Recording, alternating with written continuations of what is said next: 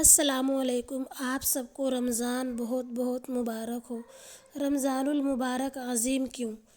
اس ماہ کے دامن میں وہ 20 بہارات ہیں کہ اس ایک رات میں ہزاروں مہینوں سے بڑھ کر خیر و برکت کے خزانے لٹائے گئے اور لٹائے جاتے ہیں۔ وہ مبارک رات جس میں ہمارے رب نے اپنے سب سے بڑی رحمت ہمارے اوپر نازل فرمائی۔ اِنَّا أَنزَلْنَاهُ فِي لَيْلَةٍ مُبَارَكَةٍ۔ ہم نے اسے کتاب مین کو برکت والی رات میں اتارا ہے۔ یہ کتاب مین کیا ہے؟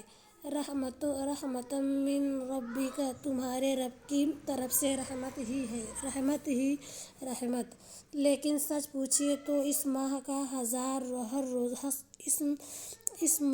ہر روزہ روز سعید ہے، اور اس ماہ کی ہر شب مبارک دن روشن ہوتا ہے۔ تو ان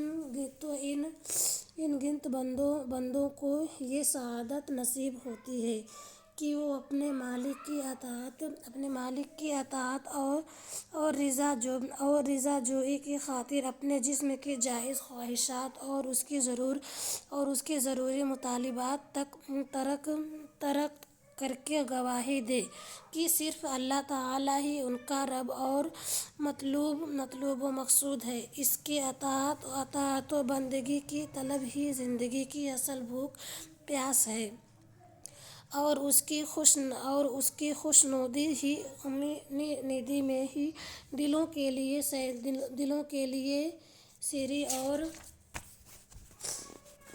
اور رگوں کے لیے تری کا سامان ہے۔ رات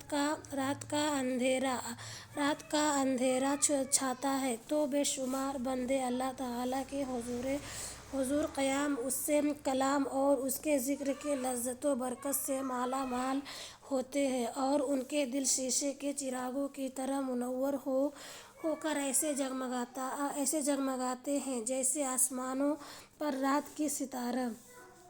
مثل نورہ کمشکاۃ فیہا مصباح المصباح فی زجاجۃ الزجاجۃ کأنہا کوکب درّی رجال لا تلہہم تجارۃ ولا بیع عن ذکر اللہ وإقام الصلاۃ وإیتاء الزکوٰۃ۔ اس نے نور کی مثال ایسی ہے جیسے ایک طاق میں چراغ رکھا ہوا ہو۔ چراغ ایک فانوس میں ہو۔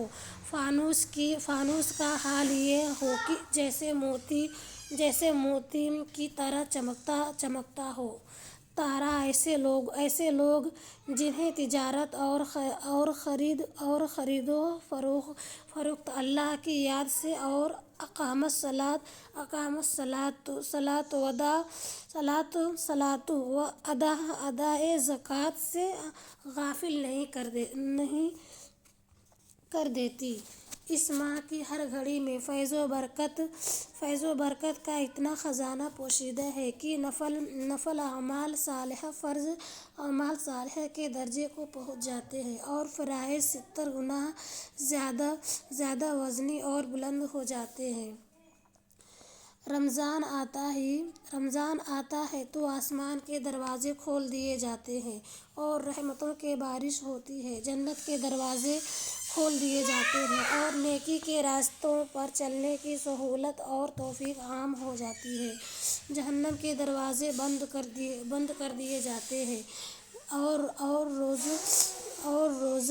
روزہ بدی کے راستوں کی رکاوٹ بن جاتا ہے۔ شیطانوں کو زنجیروں میں جکڑ دیا جاتا ہے اور برائی پھیلانے کے مواقع کم سے کم ہو جاتے ہیں۔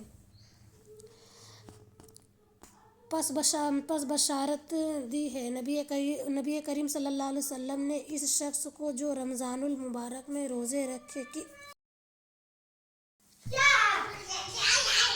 روزے رکھے کہ اس کے سارے اگلے پچھلے گناہ بخش دیے جائیں گے، اور اس شخص کو جو راتوں میں نماز کے لیے کھڑا